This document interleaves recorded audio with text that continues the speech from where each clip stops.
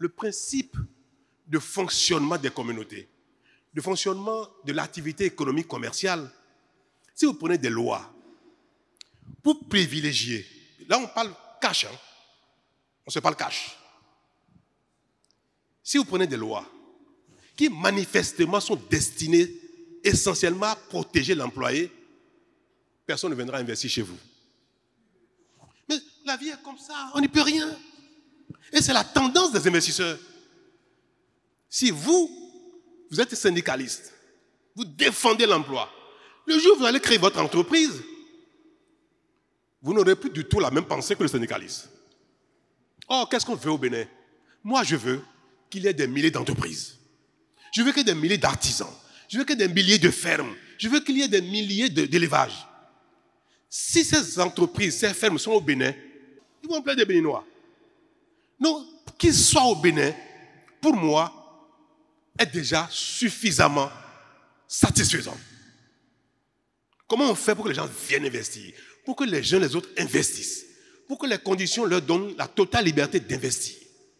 Si l'entreprise est créée, si ce n'est pas Bio qui travaille, ce sera Jacques, ce sera Pierre, ce sera Kodjo. Quelqu'un travaillera dedans. Je veux que globalement, il y ait des millions d'emplois au Bénin.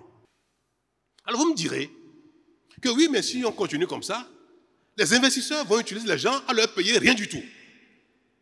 De sorte que tout le monde sera des pauvres employés. C'est ça la question que ça appelle. C'est bon qu'il y ait des emplois, mais est-ce qu'il faut que des emplois où tout le monde soit de la misère? Pour que les employés n'aient rien du tout. Ça, c'est pas bon. Quand il y a l'emploi, qu'est-ce qui permet également à l'entreprise de traverser le temps? Si les employés ne sont pas satisfaits, s'ils ne sont pas contents, ils ne resteront pas. Si vous maltraitez votre chauffeur, si vous maltraitez votre nounou, si vous le payez mal, vous ne le pas bien, si dans le pays, nous sommes dans un environnement dynamique où il y a des emplois partout, les gens cherchent des chauffeurs partout, cherchent de nous partout, elle partira, votre chauffeur partira également. Donc quand on crée l'environnement qu'il faut, cet environnement oblige même les uns les autres à être performants en termes de conditions de travail. Donc, ce qui permet de résoudre le problème de la durabilité, du confort de travail, c'est encore si l'environnement est suffisamment dynamique et a créé beaucoup d'emplois. Plus il y a d'emplois, plus il y a une compétition entre les employeurs. Est-ce que vous comprenez ça? Plus il y a d'offres d'emploi, plus on fait la cour aux gens pour venir travailler. Quand il n'y a pas assez d'emplois, la loi peut être faite n'importe comment, l'employé sera maltraité. Donc, en définitive,